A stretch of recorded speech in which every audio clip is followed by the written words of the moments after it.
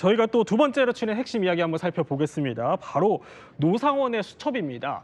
경찰 국가수사본부 특별수사단이요. 노상원 전 정보사령관의 거주지로 알려진 경기 안산의 한 점집에서 이 자필 수첩을 확보를 했었죠. 그런데 이 수첩에 계엄 관련된 메모들이 하나둘 드러나면서 이 사건의 전모를 밝힐 일종의 스모킹건으로 주목을 받고 있습니다. 이 수첩 내용을 저희가 좀 소개를 해드리려고 하는데 수사당국에서 파악을 한 내용입니다. 이 앞선 노상원의 수첩에 NLL에서의 북한 공격을 유도 이런 표현이 나온다고 해요. 사실 이번 계엄 사태와 관련해서 북풍 얘기가 계속 있어 왔는데 어떻게 좀 보십니까? 글쎄요, 일단 노상원 씨의 직책이 지금 국방부 내에서 군 내에서 공식 직책을 가지고 있지 않죠. 그렇지 않습니까? 민간인 신분이라는 것이죠. 민간인 신분에서 민간인 노상원의 메모 수첩에서 이제 저 같은 내용이 나왔다. 그 부분을 가볍게 볼 문제는 아니지만 저 부분이 어떤 무슨 뭐 북풍 공작이라든지 노상원이 지금 계엄 작전의 지휘선상에 있었다 이렇게 보기는 어렵고요.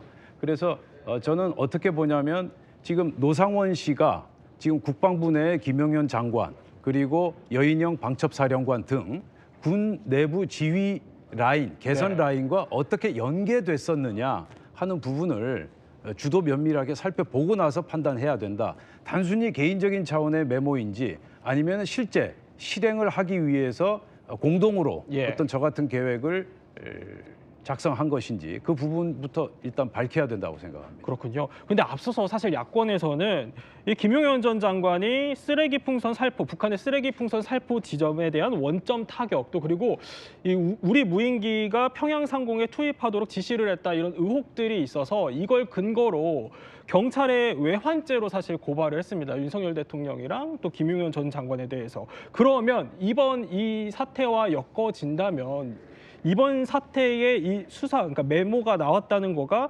향후에 대통령까지 외환죄로 수사가 확대될 수 있다 이런 전망으로 이어질 수 있을 것 같아요. 어떻습니까?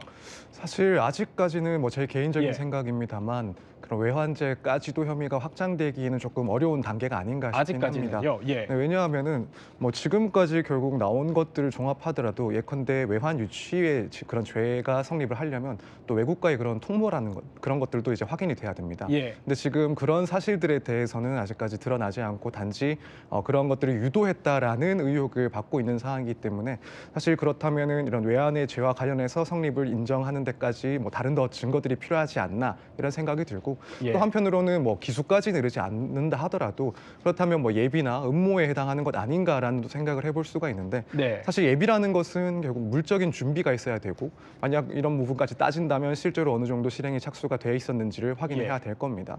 또 그게 못 미친다 하더라도 예비 음모 같은 경우에 또 대법원에서는 뭐 단순히 그런 뭐 어떤 범죄에 대해서 단순한 합의가 있었다, 단순한 의사만 합치가 있었다라는 정도로는 또 뭐 예비나 음모까지는 음모에는 또 해당하지 않는다라고 보기 때문에 결국에는 이 수첩에 적힌 내용이 어느 정도까지 공유가 되고 또 어떤 단계까지 실행에 나아갈 상황이었는지 등이 좀 확인이 돼야 그때서야 이제 외환 관련된 죄가 성립할 수 있는지를 좀 검토할 수 있을 것 같습니다. 그러니까 이 메모가 어디까지 보고가 됐는지 더 밝혀져야 한다 이런 말씀이신 건데 사실 그런데 이 부분은 우리가 아주 흥미롭고 중요한 부분이면서도 굉장히 좀 조심스럽게 접근해야 된다 그렇게 생각하는데요.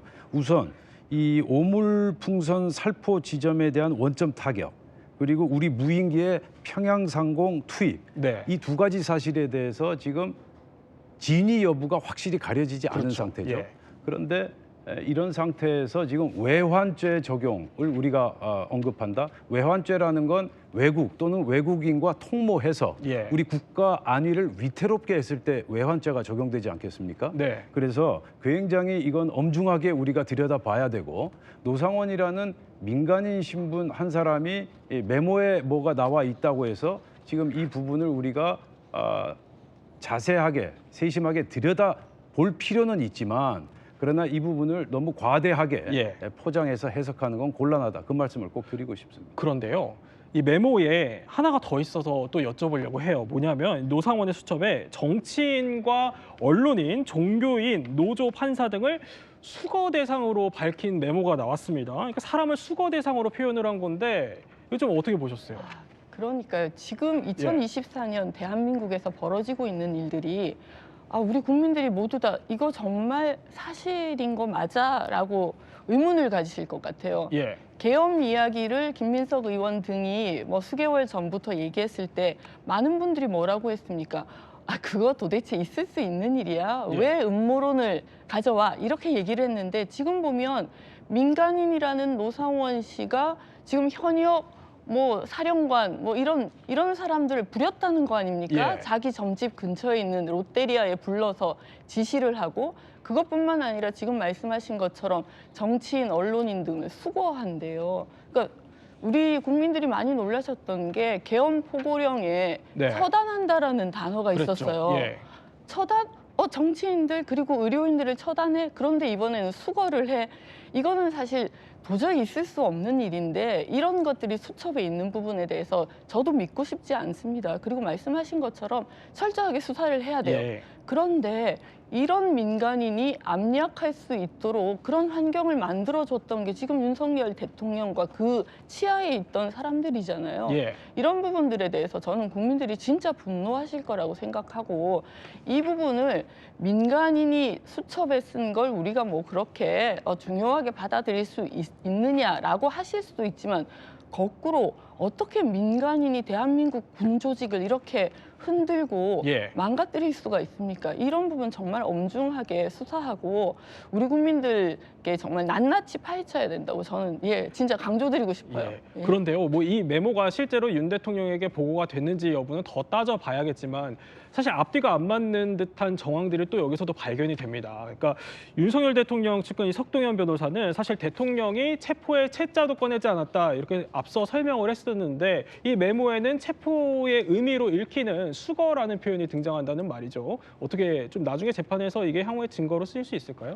일단 뭐 이 예. 수첩 자체는 본인이 직접 이제 작성을 한 것이길 거기 때문에 예. 당연히 중요한 증거로 쓰이게 될 겁니다. 그래서 뭐 본인의 그런 내란 혐의에 대한 재판에서는 뭐 최소한 간접적으로나마 이런 중요한 증거로 쓰일 걸로 보이고, 다만 이제 이게 어디까지 보고됐는지 여부에 대해서는 아직까지 알 수가 없는 부분입니다. 그렇기 때문에 향후에 만약 뭐 윤석열 대통령에 대해서도 뭐 내란 혐의로 재판이 진행이 된다라고 한다면 이런 수첩을 또 기초로 해서 과연 이것들이 실제 보고가 되었는지, 결국에는 이런 관련자들의 그런 증인신문 절차를 통해서 거기서 나오는 진술 내용을 토대로 해서 전달 여부가 조금 확인이 되지 않을까 이렇게 예상할 수 있을 것 같습니다. 끝으로 한 가지 더 짧게 여쭤보면요.